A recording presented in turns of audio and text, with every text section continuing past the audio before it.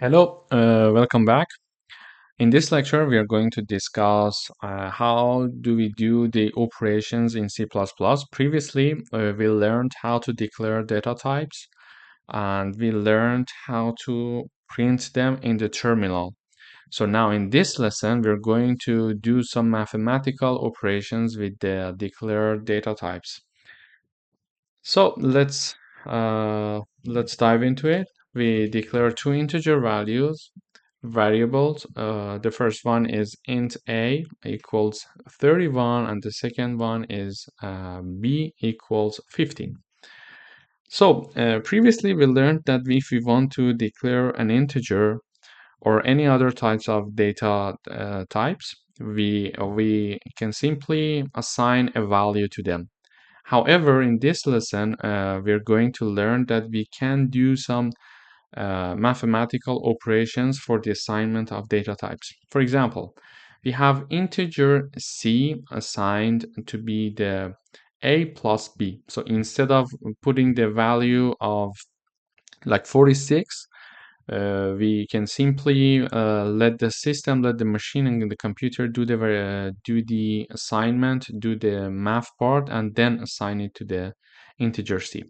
And also, if you see here, while I was commenting this line, the 77 line, we had two warnings for 75 and 76, these two lines. We had a warning saying that, okay, you declare these two variables, integer variables, these two, but you're not using them.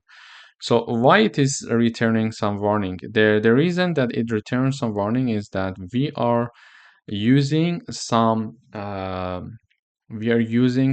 memory of the computer by declaring a new variable. And if we are not going to use it, the compiler would give us some warning saying that, okay, you declared this one and you're not using it. So you may want to consider removing it to release some memory. In this level of programming, it may not be very, very necessary to keep track of your memory. However, as we proceed through the coding and as we advance in programming, it is very important to manage the memory very well so we can increase the speed of the program or avoid having some memory leak problem, something like this. So for the moment, it's not important. However, now that I uncomment the line 77, we will see the warning for these two lines are disappeared. The reason is that we're using them. We declared something, A and B, and we're using them in the line 77. However, we're not using integer C. That is why we still have a warning for this line. So let's print out this line. We learned that if we are using namespace std in the beginning of our code, we don't need to write std comma comma cout every time. So here, when I have that declared in the beginning of the code, I just write cout, then I write whatever the message I would like the value of a is, and then I put the a here and L, and we run, we will see that it now needs to show us the value of A. Now it's compiling, we didn't have any error, so we see that the value of A is printed. So let's go for the next two lines. The value of B and the value of C is also printed with these commands. Let's try. We have no errors, it's compiling. Okay, so the value of A is printed like 31, the value of B is printed like 15, the value of C is also printed as 46. So the key point to today's lecture was that the math is done by the machine. We don't need to do the calculation. We just assigned the A plus B to C and it did the calculation itself, and now it's printing it. So now that we see that we have this option, we can uncomment these parts as well.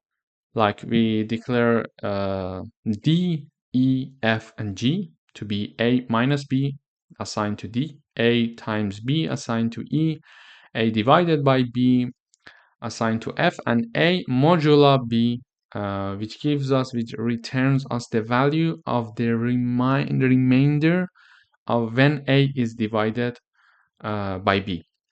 So here you see we used integer c, so the warning for this line is disappeared now. So we still have the warning for the rest because we are not using them anymore. We're not using them yet, let's say. So let's print out these values to see how it would work. Now compiling, no errors. Okay, so let me bring it down here so we can compare it with the operations. Okay, now it's good. So a minus b is printed in D and stored in D. So it's 16, which is their difference. So a times b is 465, that is stored in E. We can see it in this line. And then we have the f as to be 2. So when a is divided by b, the value would be 2. And the remainder is 1, because when a is divided by b, which is 15, the remainder would be 1. If we change the value from 31, for example, to 30, we would see that the remainder should change. Compiling, no error. Let's see the result. Yes. So still we see that the a divided by b is stored in f. It is still showing number 2, which is correct. However, when we change 31 to 30, we have no remainder because these are so 30 is 15 times 2, so no remainder is rested will be there when we divide a by b. So in today's lesson, we learned that the operations can be done by the machine, and we tested some beginners operations, mathematical operations, and let the machine do the mathematical formulation. In the next lecture, we are going to do the same mathematical operations, but to the float data variables.